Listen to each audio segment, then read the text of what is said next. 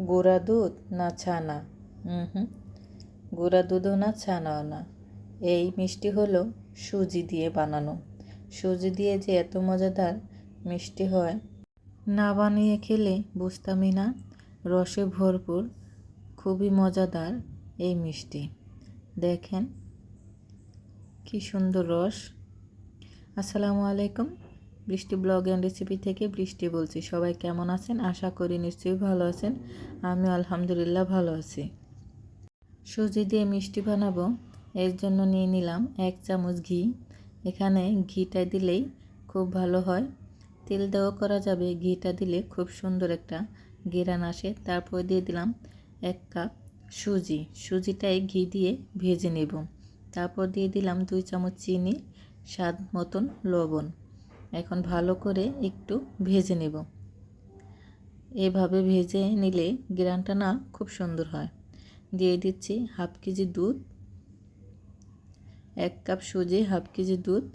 এখন শুধু নাড়তে হবে, তা না হলে কিন্তু দলা পাকিয়ে যাবে।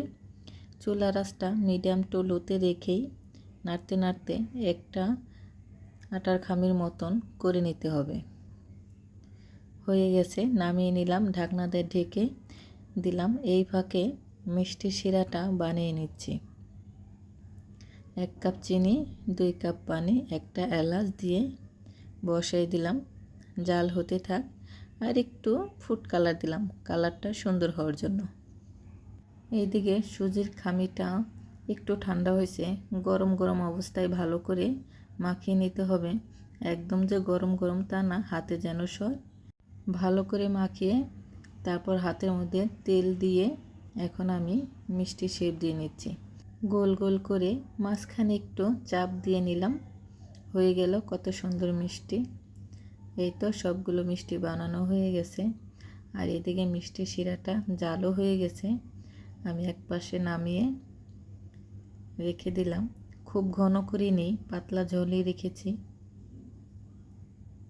দিয়ে দিলাম পরিমাণ মতন তেল।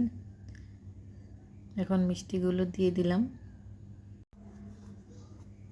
মিডিয়াম টু লোতে রেখে মিষ্টিগুলো ভাজবো, তা না হলে উপর দিয়ে লাল হয়ে যাবে আর ভেতরটা কিন্তু কাঁচাই রয়ে যাবে।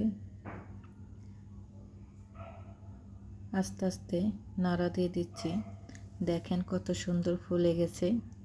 আর কালারটাও দেখেন, মাশাআল্লাহ কত সুন্দর হয়েছে।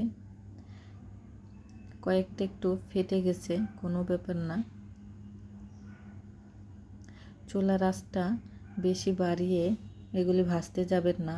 প্রথমে আমার চুলার আঁচটা বেশি ছিল, এর জন্যেই ফেটে গেছে। চুলাটা একটু মিডিয়াম টু লোতে রেখেই ভেজে নেবেন।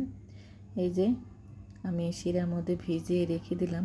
এইভাবে সবগুলো মিষ্টি ভেজে শিরার মধ্যে ভিজিয়ে রেখেছিলাম 2 ঘন্টা। তারপরে দেখেন মিষ্টিগুলো কি সুন্দর ফুলে গেছে আর রসে ভরপুর। এমন রস হয়েছে দেখেন, ভিজে ভেঙেই গেছে।